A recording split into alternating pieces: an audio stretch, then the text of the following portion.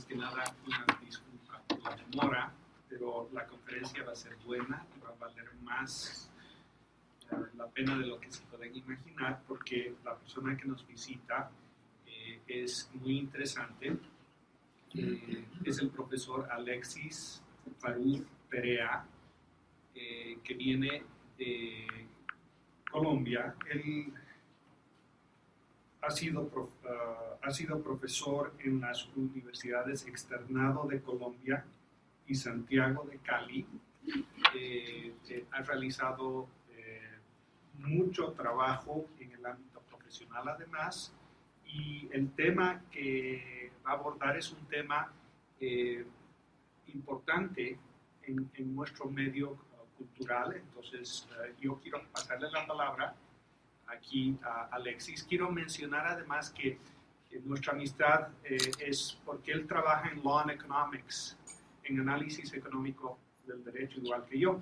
Y él ha tenido quizás la presea más importante en Hispanoamérica, en América Latina, en este ámbito, porque hace un par de años le otorgaron el premio Robert Cooter de análisis económico del derecho por un trabajo académico que presentó. Entonces yo creo que va a estar magnífica la presentación, y para mí es una alegría y un orgullo estar sentado aquí a su lado, y les presento entonces al doctor Perea.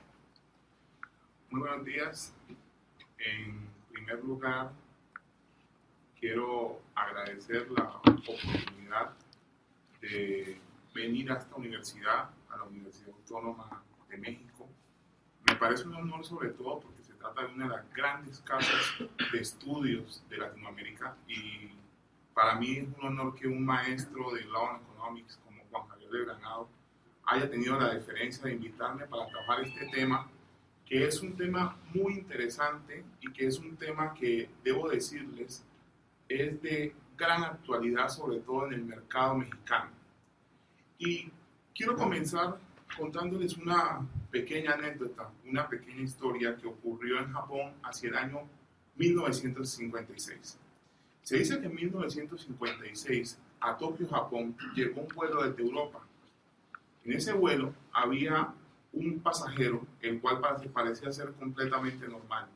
Sin embargo, ocurrió un evento un poco extraño. Cuando el pasajero se acerca a la cabina de inmigración, presenta un pasaporte de un país que al menos no existe en nuestro mundo, de un país llamado Tauret. El hombre, cuando por supuesto el guardia recibe este pasaporte, el guardia se pregunta: Tauret, ¿pero dónde queda Tauret? Y el hombre, muy disgustado, dice: mire mi pasaporte, esta es la quinta vez que vengo a Japón por negocios.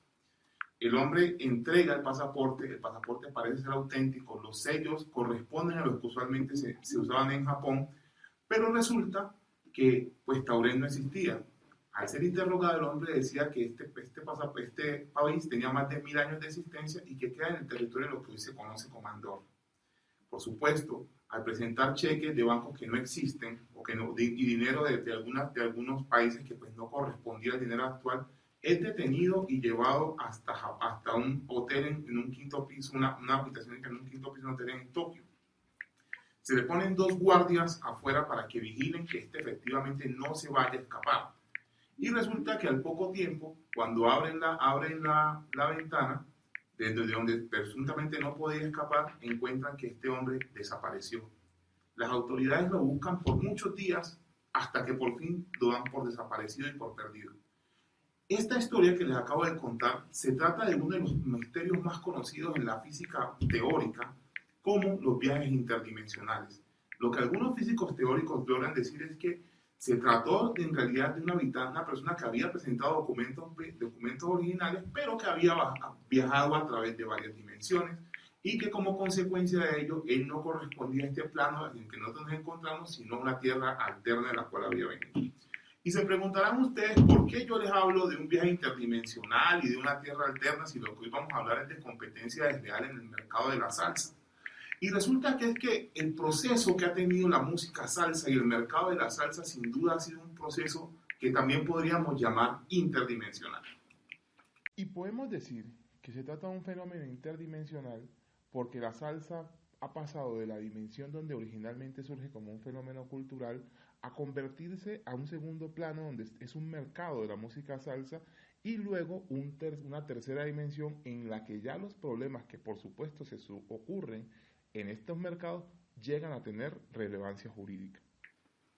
Cuando nosotros hablamos de música salsa, todos pensamos en el Gran Combo de Puerto Rico, en Guayacán o el Grupo Nietzsche de Colombia, en Oscar de León de Venezuela o en Celia Cruz de Cuba. Sin lugar a dudas, la salsa es un género musical que nace o sus orígenes más remotos se dan en el año 1930 o en la década de los 30, cuando se produce esta inmigración antillana a Nueva York, donde los cubanos principalmente y los puertorriqueños combinan su música, su son montuno, su son boricua, todo el jazz, el blues, todas estas músicas y empiezan a generar una mezcla, un mestizaje importante que lleva a crear un nuevo género. Tito Puente, el famoso y desaparecido timbalero neoyorquino de origen puertorriqueño, negaba la existencia como tal de la música salsa y decía que lo que en realidad nosotros llamábamos salsa no era nada más que una fusión del cha-cha-cha y de los demás ritmos afroantillanos. Pero es en 1960, dentro de esta historia de la salsa, cuando se arma lo que se conoce como un periodo llamado el furor de la salsa. La década de los 60 muestra, dada la llegada de músicos de diversas partes y de la generación de distintas variedades de música, que se arma el furor de la salsa en las Antillas, en México, en Colombia, y empiezan a verse importantes representantes del género como Benny Moré, como la Sonora Matancera, como Celia Cruz, la Sonora Ponceña, el Gran Combo, entre otros. Pero es en la década de los 70 cuando realmente la salsa alcanza una independencia como género y cuando para los fines que nosotros queremos hablar aquí, se arma lo que se llama el mercado de la salsa. ¿Por qué? Porque es el periodo en el cual se empiezan a generar la mayor cantidad de grabaciones en este género y donde además de generar estas grabaciones empiezan a surgir las grandes estrellas de la música salsa. Recordamos a un Héctor Lavoe, la ya mencionada Celia Cruz, también importantes grupos como la Dimensión Latina, los cuales encontraron, por ejemplo, en el caso de México, un arraigo importante, pues México, especialmente en el puerto de Veracruz, había recibido, y en el DF, una fuerte influencia de la inmigración cubana que había sido postrevolucionaria. Entonces, en la década de los 70 surge este fenómeno y se crea a través de Johnny Pacheco como director la llamada Fania All Star, una importante agrupación que combinaba a los más importantes exponentes del género y que se encargan de llevar la salsa a todos y cada uno de los rincones de Latinoamérica y gran parte de los Estados Unidos. Sin embargo, por supuesto, la salsa, ya al ser un mercado, a existir competencia, dado que la salsa empezó a competir con otros géneros, se empiezan a dar conciertos, se empiezan a vender discos por millones, aparecen figuras como el mencionado Johnny Pacheco, también aparecen figuras como Willy Colón, y en Colombia aparece el recordado Joe Arroyo, el Fruco y sus Tesos, entre otros exponentes, hacen que vivir de la salsa sea posible, porque tanto la oportunidad de vender discos, aquí en aquella época discos de vinilo, como la oportunidad de hacer presentaciones le permitía a los artistas subsistir con este fenómeno. Pero es en los años 90 cuando encontramos la verdadera globalización de la salsa, cuando empieza a llevarse esta música a los confines del mundo, dado el fenómeno globalizacionista que enfrentaba toda la economía mundial y que por supuesto abrió la posibilidad de que otros artistas llegaran a los distintos continentes. Cuando nosotros hablamos de salsa, los que saben de salsa dicen que no se puede hablar se puede hablar de un género, pero que tiene diversas escuelas. Dentro de esas escuelas se encuentra, por ejemplo, la escuela cubana.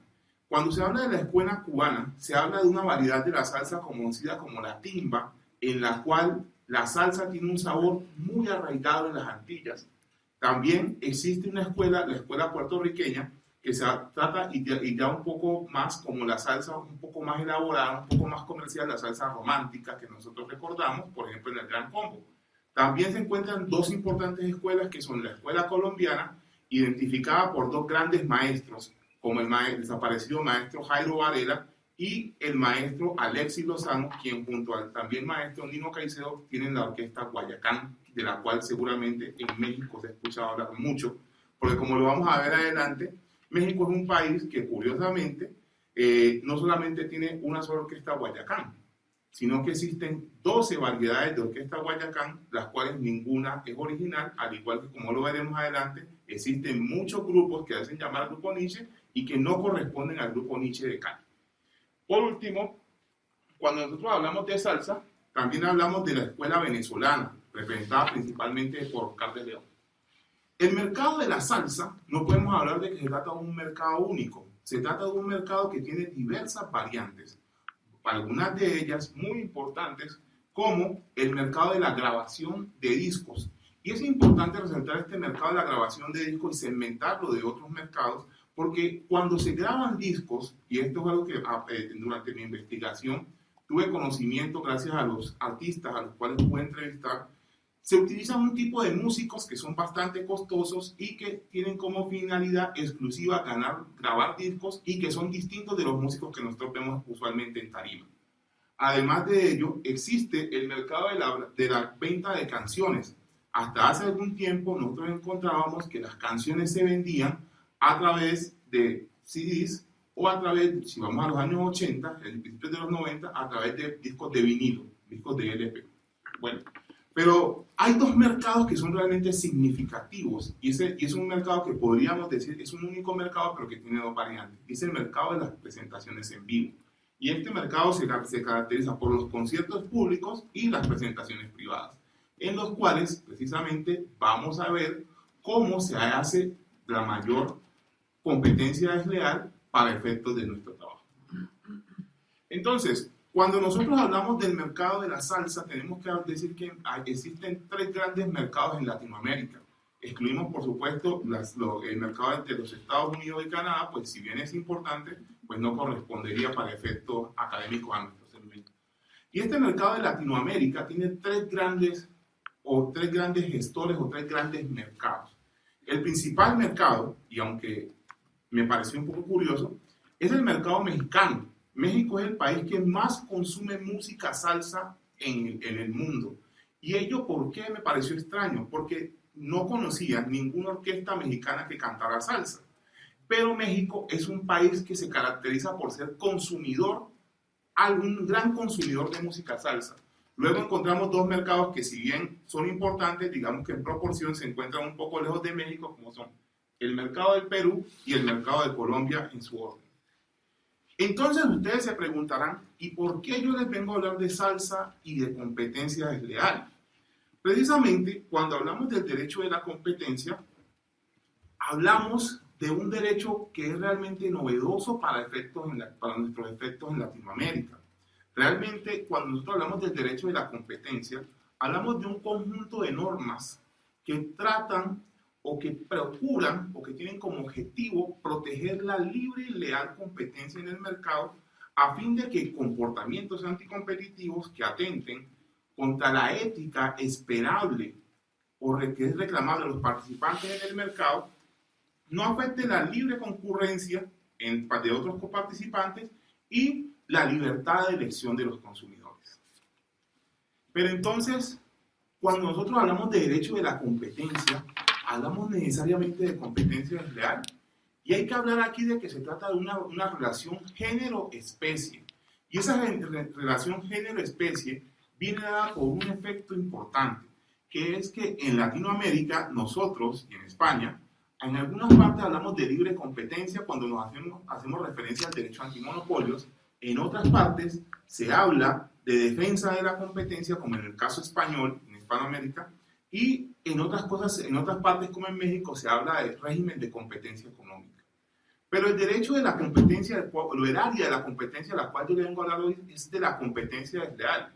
Y la competencia desleal como tal, el derecho de la competencia desleal es un área del derecho de la competencia que tiene como objetivo principal reprimir actos que sean contrarios a esto que se llama la lealtad o la leal competencia. Y eso hace referencia a que cuando los agentes en el mercado, los empresarios, y vamos a ver otro tipo de agentes en el mercado, deseen ganar clientela, deben hacerlo por mecanismos éticos, mecanismos que sean consecuentes con la ética y los comportamientos esperables a un competidor en el mercado. En Colombia, el derecho de la competencia en general está fundamentado en el artículo 333 de la Constitución Política, la cual nos dice que la libre competencia es un derecho de todos que supone responsabilidades. Cuando nosotros hablamos del artículo 333 constitucional colombiano, hablamos de un artículo importante para efecto del desarrollo del derecho de los mercados. ¿Y ello por qué? Porque por una parte nos habla de la libertad de empresa, es decir, la libertad de iniciativa privada, por una parte para concurrir a los mercados, pero también nos habla del derecho de la libre competencia o el derecho de la competencia como un derecho colectivo que afecta a todos. Y sobre esto se ha pronunciado nuestra Corte Constitucional, que es una corte que, digamos, tiene la misma categoría que la Suprema Corte para efectos mexicanos y que se encarga de salvaguardar la Constitución.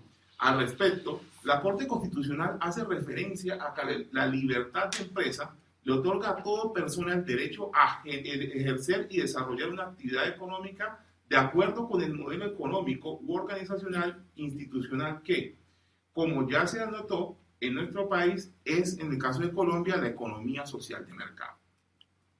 Entonces, importante distinguir dos conceptos y por qué cuando hablamos de libre competencia y de competencia desleal estamos hablando de dos ramas que podemos denominar son hermanas, pero que tienen diferencias importantes.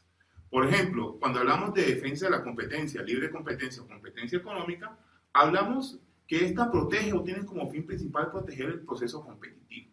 Y es aquí quiero hacer aquí una salvedad o un pequeño paréntesis con respecto a un gran amigo mío mexicano, el profesor Francisco González de Cosío, del cual seguramente el profesor Juan Javier les habrá hablado en alguna ocasión, que es uno de los grandes del tema del derecho a la competencia en América, y donde él y yo nos diferenciamos, pues Francisco González de Cosío considera que la competencia económica lo que protege es exclusivamente el proceso competitivo.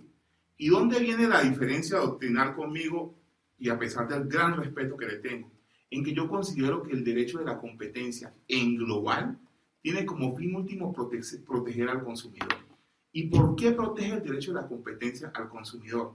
Porque cuando tú proteges el proceso competitivo, logras que los consumidores tengan acceso a más bienes y a menores precios. En consecuencia, desde mi punto de vista doctrinal, la competencia o el derecho de la competencia es el mecanismo principal por medio del cual se puede proteger al consumidor.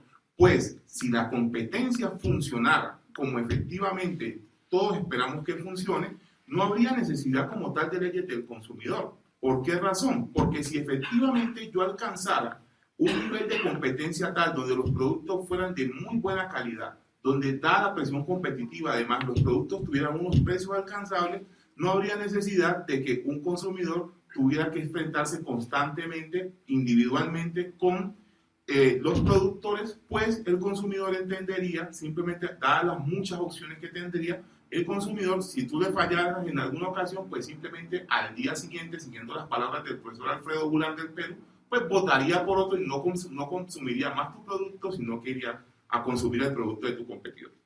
También hay que tener en cuenta que la libre competencia en Colombia es un derecho colectivo, es decir, es un derecho que nos corresponde a todos y que se puede también defender judicialmente a través de las acciones populares. La libre competencia, y aquí una diferencia importante, exige para que haya una infracción del antimonopolio que se presente una afectación real o potencial del mercado relevante en el cual se ha ejercido, por ejemplo, un acuerdo anticompetitivo o un abuso de posición dominante. A las conductas que se desarrollan en este tipo de mercados, en este tipo de materia, se le conoce como prácticas restrictivas de la competencia, y por otra parte, el proceso que se lleva siempre es un proceso administrativo. En cambio, cuando hablamos de competencia desleal, nosotros hablamos primeramente de que esta protege la lealtad en el mercado. Es decir, se protege el derecho o se protege aquella expectativa racional de que cuando alguien gane un cliente lo gane por sus eficiencias y por la capacidad de satisfacer las necesidades que este cliente tiene. Por su parte, la competencia desleal, salvo un caso exótico como el colombiano, se dice que defiende intereses privados, pues es casi siempre el competidor quien se ve afectado, quien sale a reclamar sus derechos para que o no se siga ejecutando la competencia desleal, o no se perfeccione, o en su defecto se le indemnice. Importante destacar que las conductas acá se tratan como conductas meramente desleales, y los procesos, como regla general, son procesos judiciales. Pero, ¿existe un modelo único de competencia desleal? En realidad no. Y esto se da porque cuando hablamos de competencia desleal tenemos que hablar de 3 modelos que han existido a lo largo de la historia. Y esos 3 modelos son el modelo paleoliberal, un modelo primigenio, donde algunos autores llegan a decir inclusive que es que aquí no existía derecho a la competencia desleal, pues se trataba de verdaderos ilícitos anticompetitivos, donde si la conducta del comerciante no encajaba dentro de lo que las normas consideraban competencia desleal, sencillamente no se podía predicar la existencia de competencia desleal. Aquí era muy importante durante este periodo la tipificación, como lo hacemos en el ámbito del derecho penal.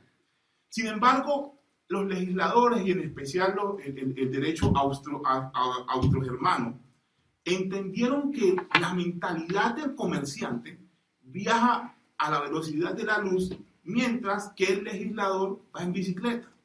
En consecuencia, se inventaron aquí las llamadas cláusulas generales de competencia desleal. Y estas cláusulas generales de competencia desleal, que son el gran aporte que hace el modelo profesional, que es el segundo modelo, tienen como función que servir de cláusulas residuales. Es decir, si no existe una conducta dentro de la que se encaje esa operación desarrollada por el comerciante, que ha sido hecha de mala fe, que es contra las sanas costumbres o a los usos industriales en materia comercial, esta cláusula general abarque esa violación a la buena fe comercial a fin de que este comerciante sea disciplinado y como consecuencia de ello el comerciante deba responder por el daño que le ha generado a ese bien jurídico tutelado que es la lealtad. Finalmente, la evolución de los mercados y principalmente el hecho de los principales avisos de la existencia de la globalización nos llevan a entender a la comunidad internacional de que la competencia desleal no solamente se daba entre comerciantes, sino que ya había otros agentes del mercado que contribuían a la existencia de actos de competencia desleal. Y eran, por ejemplo, las organizaciones sin ánimo de lucro, las cuales podían denigrar de un comerciante en favor de otro. El propio Estado, el cual podía generar, mediante determinadas operaciones, que se generaran actos de competencia desleal e inclusive los consumidores. El modelo social es tan importante porque permite que todos podamos defender o actuar en este ámbito de la competencia desleal. En el caso colombiano, la evolución de la competencia desleal se ha dado a través de 3 periodos fundamentales. El primero, el de la Ley 155 del año 1959, el cual tenía específicamente un parecido muy similar al del llamado modelo paleoliberal. Es decir, había unos actos que eran tipificados, pero no existía como tal una cláusula general de competencia para efectos de subsumir todas estas conductas. El segundo periodo, que es muy importante, se da en el año 1970 cuando se implementa el Código de Comercio colombiano, el cual asume como modelo el modelo profesional. Este modelo profesional se caracteriza, como les digo, por la introducción en Colombia de las cláusulas generales de competencia desleal. Pero un elemento importante a destacar, a diferencia del modelo de la Ley 155, donde solamente se definía qué era competencia desleal, más no se establecía como tal una cláusula general de competencia, es que esta competencia desleal solamente se podía presentar entre comerciantes.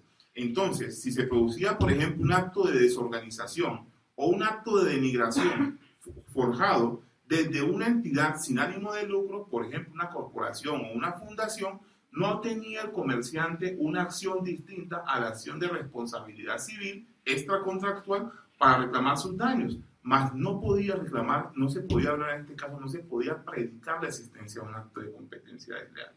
Finalmente, un tercer estadio, y creo que un estadio muy importante en el ámbito de la competencia desleal en Colombia, se da con la última ley, que es la ley 256 del año 1996.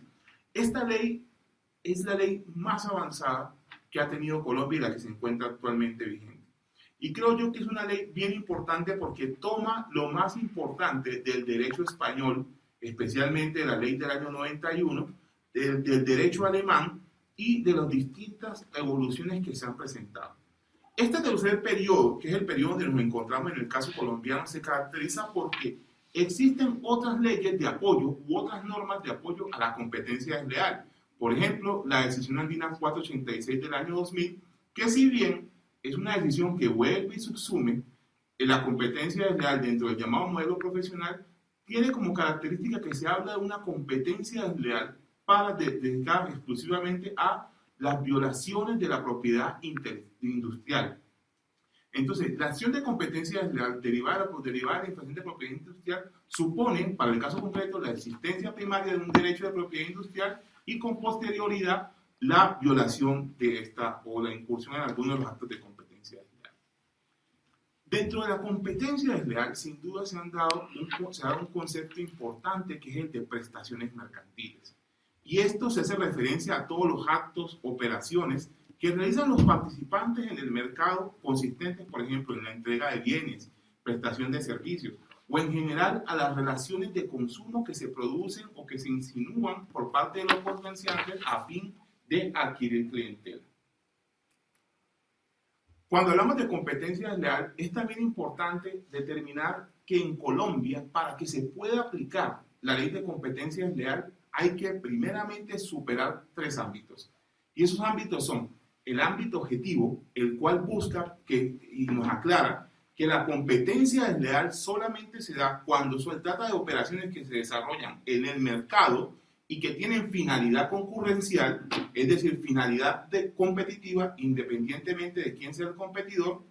Y por otra parte, hablamos del ámbito subjetivo, en el cual nos muestra Colombia claramente cómo se hace parte de este modelo social de competencia.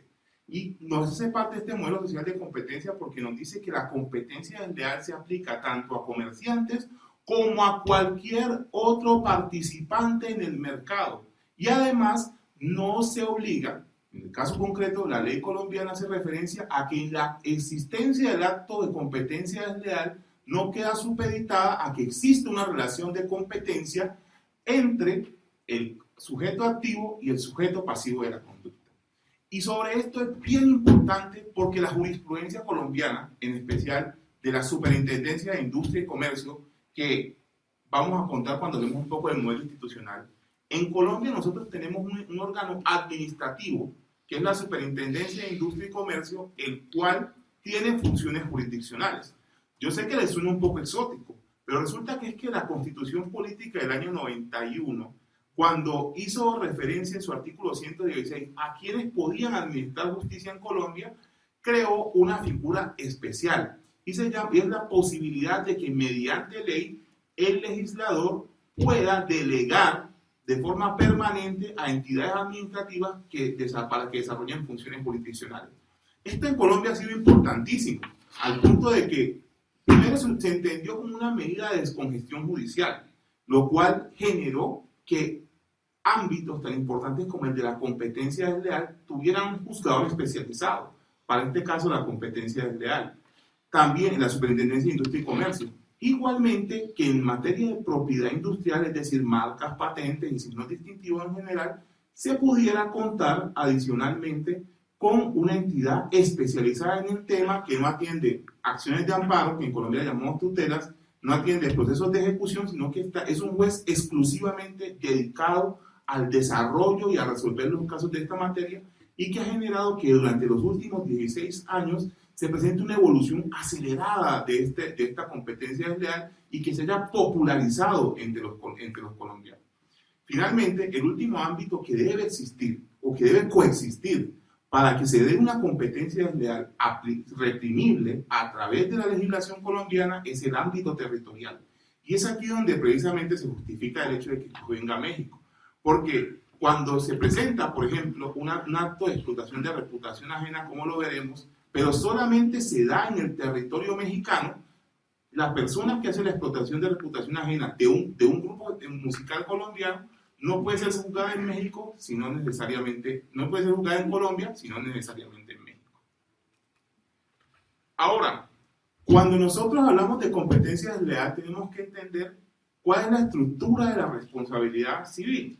Y sobre el particular, debemos partir por entender cuál es el bien jurídico tutelado. Y como lo había adelantado, el bien jurídico tutelado de conformidad con el artículo 1 de la Ley 256 se trata de la libre y la leal competencia en los mercados. Se trata de proteger esa buena fe que deben tener los comerciantes cuando actúan en el mercado. Y es bien importante este tema, pues en Colombia hay un profesor, maestro mío, el profesor Mauricio Velandia, cual recomiendo leer su manual de Derecho de la Competencia y del Consumo, que dice que lo que en realidad protege la competencia desleal es la competitividad. Yo parto de un análisis un poco más exegético, y yo presumo que el legislador es sabio, aunque es posible que esté equivocado. Sin embargo, yo creo que cuando la norma nos dice que es la lealtad, ese bien que tutela, eso es lo que realmente se espera o lo que protege la competencia desleal. Que nosotros, cuando actuemos en el mercado, lo actuemos de forma correcta para que no distorsionemos los mercados y, por supuesto, no distorsionemos la libertad de elección del consumidor. También existe una pregunta, y es que la competencia desleal es un régimen de responsabilidad contractual o extracontractual. Y aquí viene un caso muy importante de una jurisprudencia que encuentran ustedes en la Superintendencia de Industria y Comercio, la sentencia 1 del año 2010, en el cual se presenta una competencia desleal entre un contratante y un contratista. Y se trata de un caso muy importante porque se trataba de una situación en la cual una compañía muy conocida, Nestlé, a nivel internacional, había hecho celebrar un contrato de franquicia con una persona jurídica en Colombia para que explotara sus distintos productos en un determinado territorio. Resulta que con el paso de los tiempos, esta persona, el franquiciado, pues fue ganando terreno, fue ganando mercados, él ganaba para poder sufragar o para poder sostener su negocio, pues ganaba unos descuentos que Nestlé le daba aproximadamente el 15%. Con el paso del tiempo, cuando el negocio logra una consolidación en el espacio geográfico determinado, el mercado geográfico, aparece un segundo competidor que le ofrece a Nestlé terminarles el contrato y a su vez pedirle un menor descuento. Es decir, trabajamos al mismo tiempo con una menor tarifa. Nestlé decide romper abruptamente el contrato y exigirle a esta persona que desmonte todo lo que requiere una franquicia, los locales, el número de trabajadores y todo este conjunto que es necesario para efectos de desarrollar este proyecto. Y se lo otorga un tercero. En este caso, la Superintendencia de Industria y Comercio declara, y es aquí donde viene el avance jurisprudencial, que había competencia desleal de parte de Nestlé hacia este empresario colombiano. Por supuesto, cuando Nestlé dice, pero si yo no soy competidor, yo soy un contratista y esto es un tema meramente contractual. ¿Por qué ustedes me insinúan que yo puedo competir deslealmente con un contratista que, si miramos el esquema de franquicias, estaría abajo del franquiciante? Pues resulta que la superintendencia le dice, y le recuerdan claramente, que en el sistema en el modelo social de competencia no se está supeditado a la existencia de una relación de competencia entre los agentes para efectos de que se pueda declarar la competencia desleal. Y en el caso concreto, declara la existencia de competencia desleal por desorganización en virtud de que esta persona, para poder actuar en el mercado, tuvo que generar tuvo que hacer unas inversiones para poder asumir todos los gastos que supone un negocio de franquicia. Y luego, abruptamente, estos le habían sido arrebatados y en consecuencia de ello, la persona había incurrido en unas pérdidas bastante importantes. Bueno, ahora, nosotros nos preguntamos entonces, y en Colombia quiénes pueden ser sujetos de la ley de competencia desleal. Y como les decía, dada la existencia del modelo de competencia, pueden ser tanto los comerciantes como las entidades de sin ánimo de lucro como cualquier otro tipo de agente. Uno de los elementos más importantes o las partes más importantes cuando hablamos de competencia desleal es determinar qué actos constituyen competencia desleal. En Colombia tenemos una cláusula general que nos habla de que se considera desleal todo acto o comportamiento, toda conducta que sea contraria a la buena fe comercial, a los sanos, a las sanas costumbres o a los usos industriales, a los usos en materia industrial y comercial. Resulta que en Colombia hablamos de esta prohibición general y esta prohibición general ha sido muy desarrollada y muy importante. Ocurrió el caso en Colombia, y esto es bien importante frente al tema marcario, de que había una empresa, unos empresarios colombianos que habían adquirido el negocio de una importante compañía de relojes.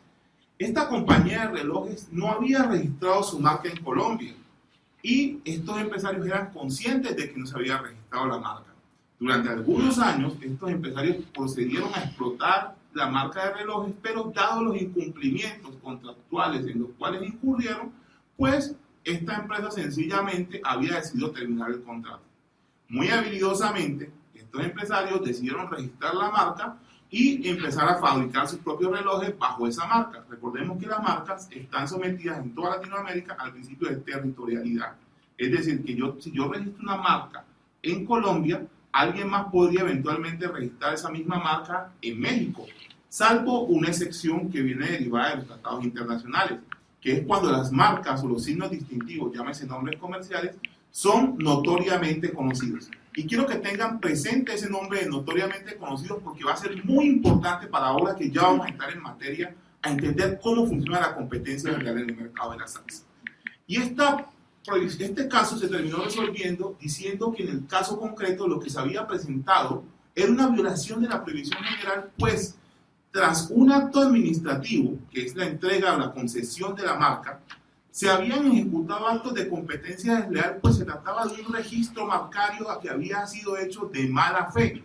Y en consecuencia, la sentencia del caso ordenó a estas personas a, uno, no poder utilizar más la marca y además indemnizar a las personas, a la empresa a la cual se le había usurpado de una forma de mala fe la marca que estaba siendo explotada.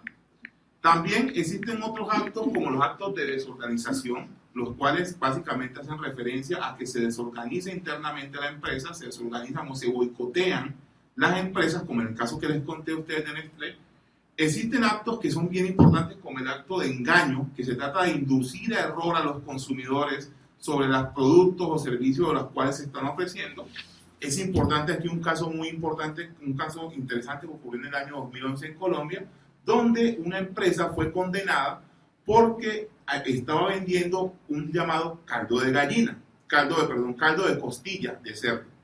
Y resulta que, hechos los análisis de laboratorio por parte de un competidor, resulta que este llamado caldo de costilla de cerdo no tenía costilla, tenía un saborizante a costilla. Y entonces fue demandada por un competidor, el cual dijo, aquí lo que existe es un acto de engaño donde se está ofreciendo algo que no es. En consecuencia, el acto de competencia desleal fue declarado por la Superintendencia de Industria y Comercio y como producto de ello, pues se tuvo que adecuar este producto a lo que efectivamente existía si se quería seguir compitiendo en el mercado. La imitación.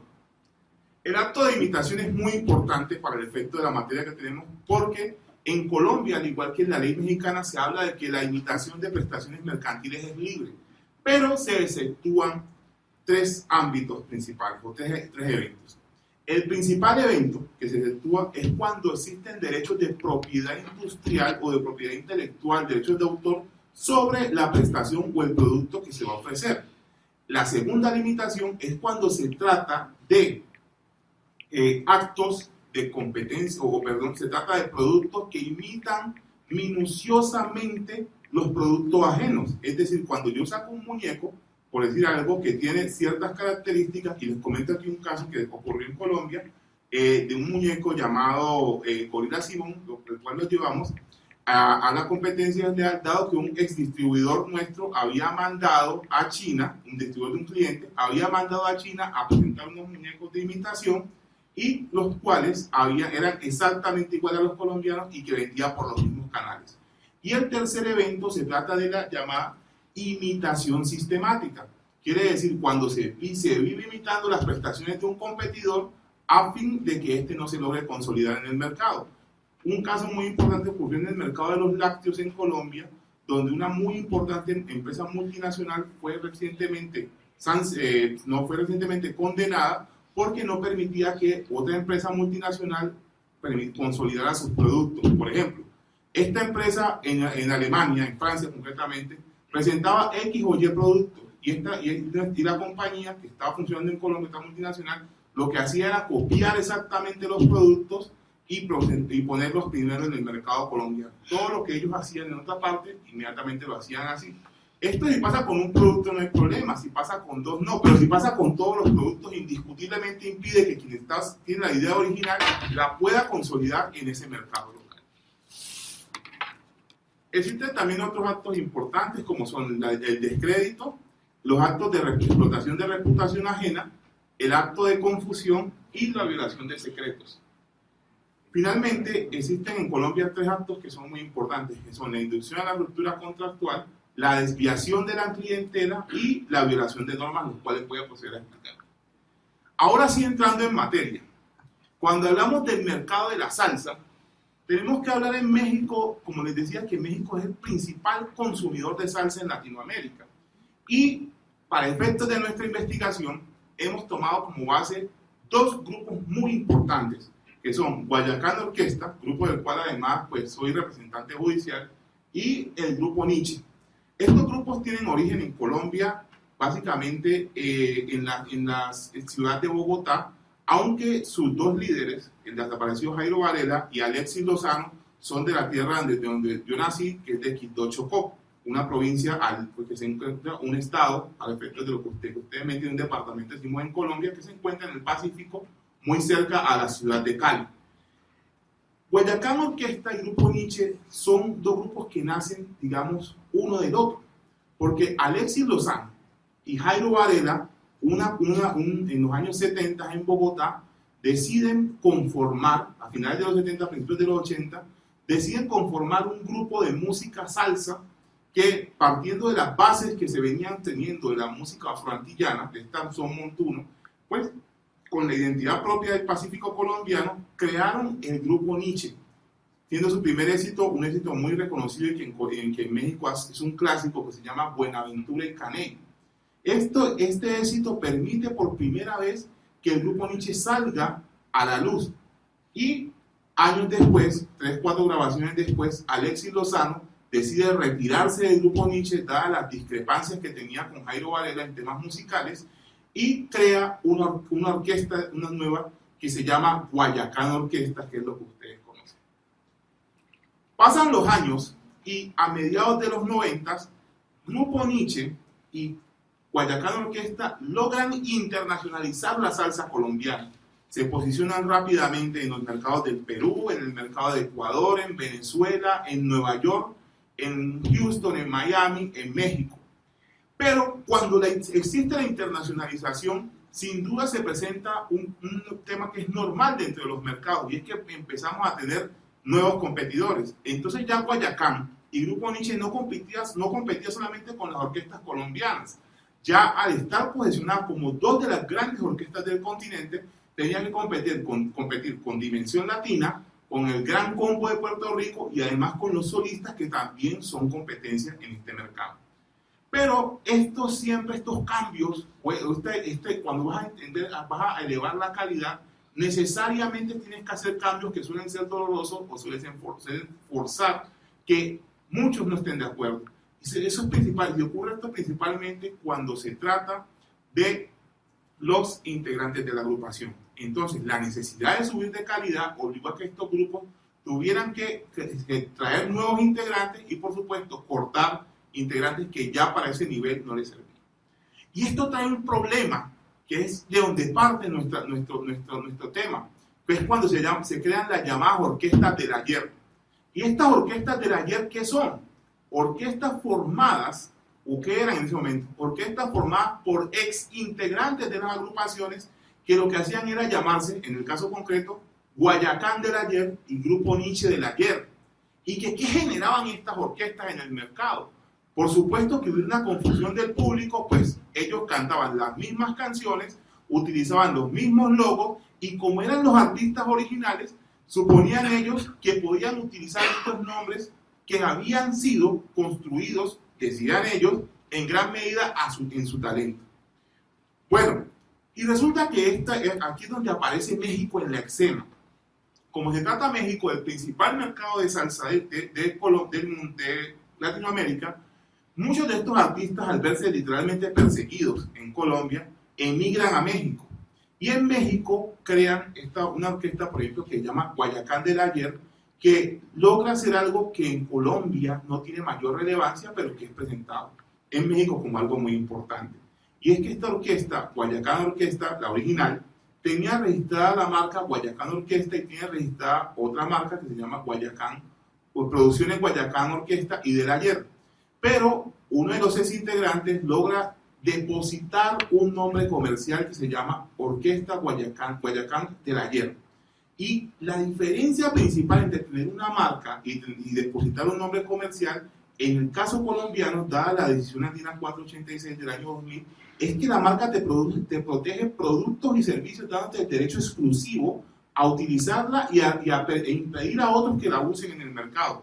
Los nombres comerciales sirven solamente para identificar a los empresarios ante el mercado.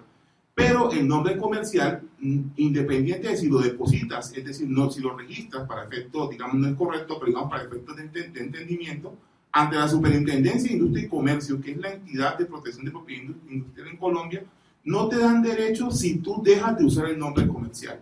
Además, si existe conflicto entre un nombre comercial y una marca que ha sido previamente registrada, el nombre comercial no puede ser utilizado. Entonces se vienen hasta México todas estas orquestas y generan problemas de competencia desleal.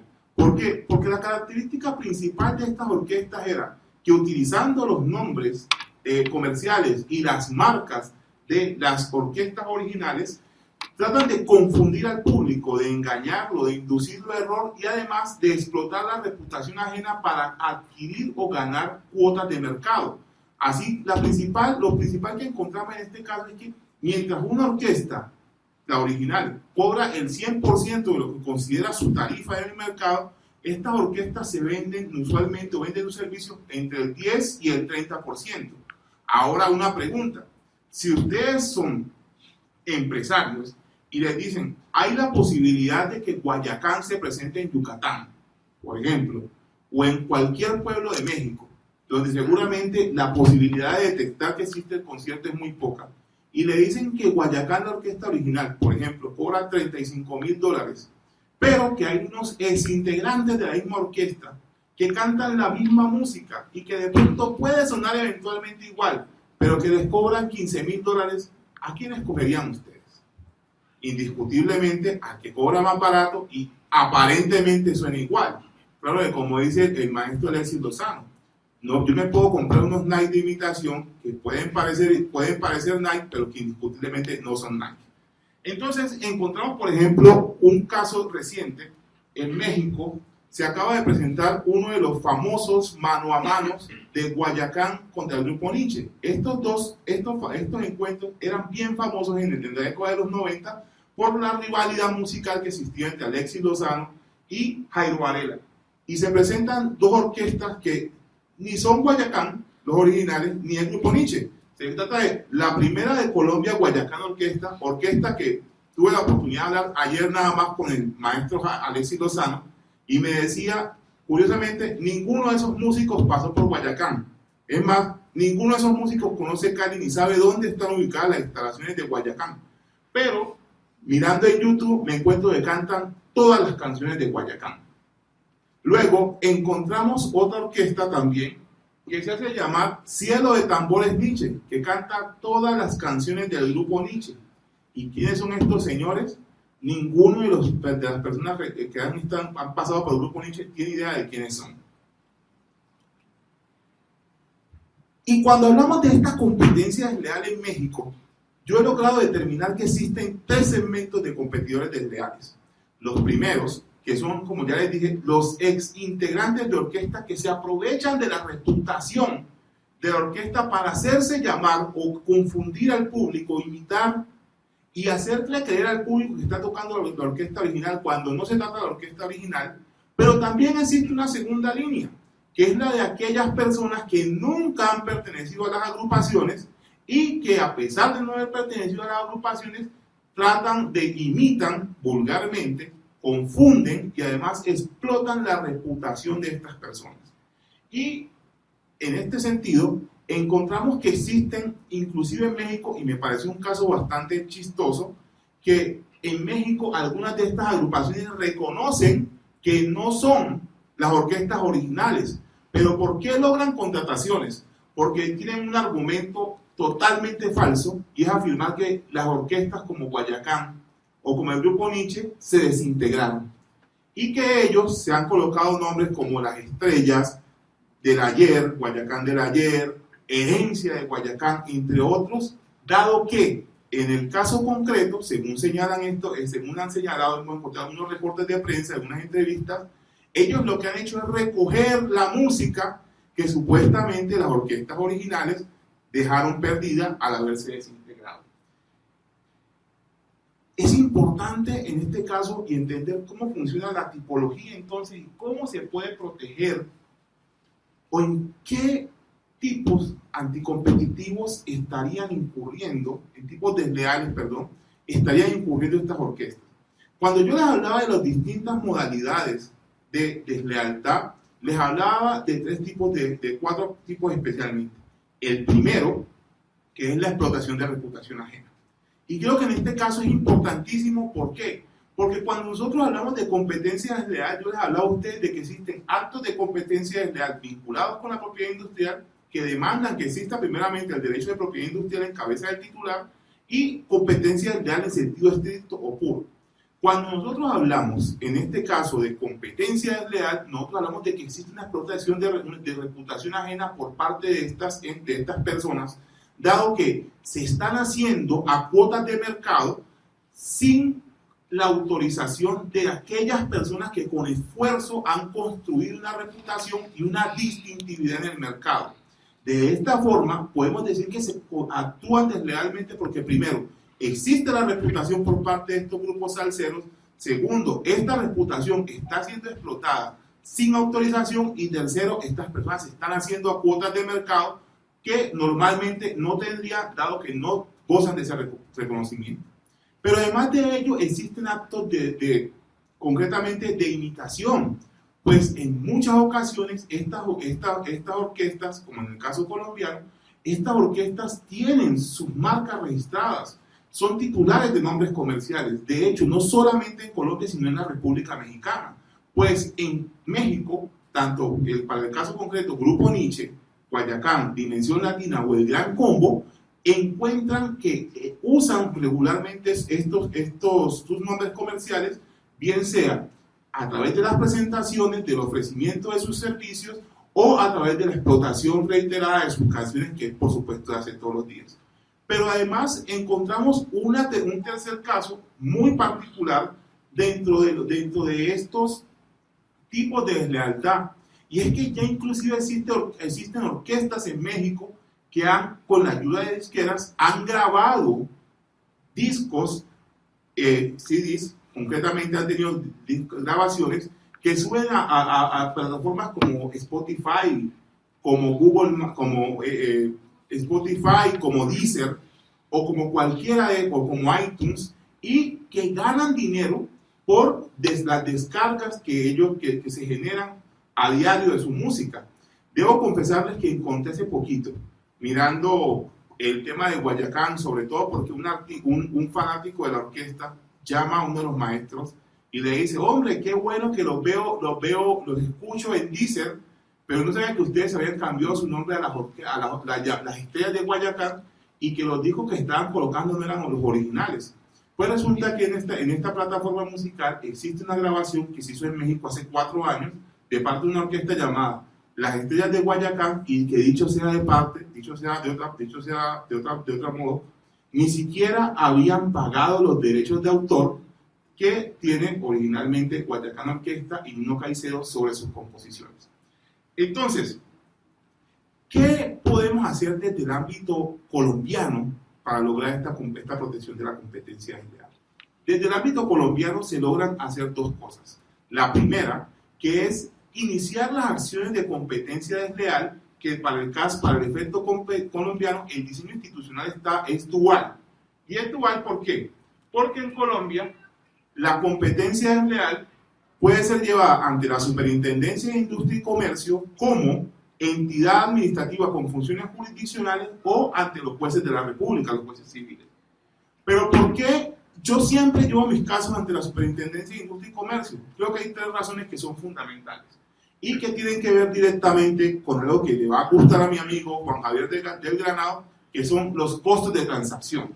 Y los costos de transacción a qué hacen referencia a que cuando yo voy a una superintendencia, acuérdense que los costos de transacción son los costos en que yo incurro en tiempo, en dinero, en información para obtener un resultado de mercado, y que en el caso concreto se hacen referencia a la efectividad, ya dado que en Colombia pues existe una entidad que no está congestionada, que tiene funciones jurisdiccionales como la Superintendencia de Industria y Comercio, al tiempo pues los poderes son obviamente más cortos, y a la economía, pues efectivamente, cuando yo trato de llevo estos procesos a la Superintendencia de Industria y Comercio, por supuesto, logro las indemnizaciones.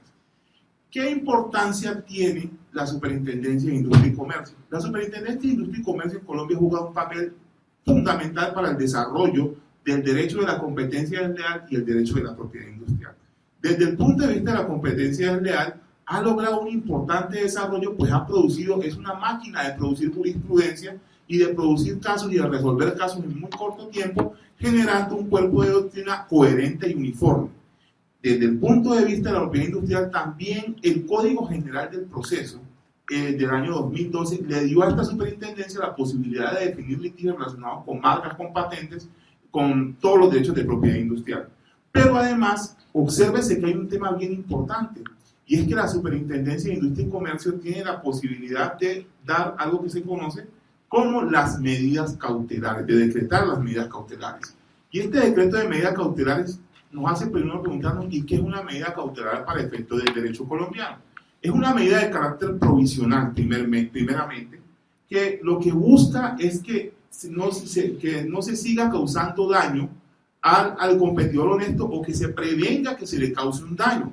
Por ejemplo, uno de los casos más recordados en mi despacho fue un caso de competencia desleal, el cual se llevó en Colombia, en el cual había una empresa que ofrecía el servicio de cirugía maxilofacial, servicio de salud. Al frente de esa empresa había un competidor que se ofrecía el servicio de cirugía oral. Resulta que cuando se presentan las licitaciones públicas, en Colombia, por supuesto, no existe corrupción en licitaciones públicas, las compras por el Estado son totalmente transparentes. Eso que de hecho aquí en México pasa para nosotros es totalmente exótico. Todos somos totalmente, créanme, de verdad, en serio, somos totalmente transparentes en ese tema. Y resulta que este competidor, pues el de la que ofrecía odontología general, y es un caso que ustedes pueden encontrar nuevamente en la Superintendencia de Industria y Comercio, ofrecía el servicio de cirugía maxilofacial, que es un servicio especializado en las licitaciones, casi a la mitad del precio de lo que ofrecía la empresa de especialistas. Para tal efecto, este competidor lo que hacía era ofrecer ese servicio no a través de especialistas en cirugía maxilofacial, sino a través de especialistas en otras áreas en las cuales se veían materias de la cirugía maxilofacial. Y aquí un punto bien importante: el maestro Juan Javier del Granado y yo podemos ser unas personas que conocemos algo de análisis económico del derecho. Bueno, diría yo, el maestro del Granado sabe de análisis económico del derecho, yo balbuceo en análisis económico del derecho, pero por mucho análisis económico del derecho que estudiamos, nosotros no somos economistas. En consecuencia, habrá limitaciones entre lo que nosotros hagamos y lo que haga un economista de verdad. ¿Y cómo se resolvió este caso? Primeramente, en el término de 24 horas y sin que el demandado supiera, le pedimos a la Superintendencia de Industria y Comercio que pudiera ordenar el cese provisional de la prestación de servicios por parte de esta persona que, además de competir deslealmente, pues obviamente ponía en riesgo la salud de muchos usuarios. La Superintendencia de Industria y Comercio logra en este momento decreta una medida cautelar y ordena que esta empresa no preste los servicios. Finalmente, el proceso termina demostrando que esta persona no se encontraba habilitado para prestar los servicios de cirugía maxilofacial. Se decreta la existencia de competencia desleal, en este caso por violación de las normas de salud, y como consecuencia de ello se ordena la indemnización de perjuicios. Entonces, uno en Colombia puede decir que existen dos tipos de acciones de competencia desleal que son muy importantes. La acción, por una parte, existe la acción declarativa y de condena, y por otra parte, la acción prohibitiva o de prohibición. La acción declarativa y de condena lo que busca es que se declare la ilegalidad del acto de competencia desleal que fue desarrollado, que se remuevan los efectos de la competencia desleal y que por último se indemnicen los perjuicios que le han sido causados a este competidor honesto. La acción preventiva de prohibición busca que cuando alguien considere que puede ser afectado por un acto que pudiera convertirse en acto de competencia desleal, pues se detenga a la persona una acción para evitar su materialización. Un paréntesis importante, ya para concluir, es entender el tema de las marcas o los signos distintivos notoriamente conocidos. Y resulta que en materia de signos distintivos notoriamente conocidos, Colombia, como suscriptor de la decisión 486 de la Comunidad Andina de Naciones, reconoce que existen ciertos signos distintivos, llámense marcas para productos y servicios, o nombres comerciales para efectos de identificar a un empresario, que son tan conocidos que ninguna persona que dentro del sistema legal podría eventualmente registrarlo.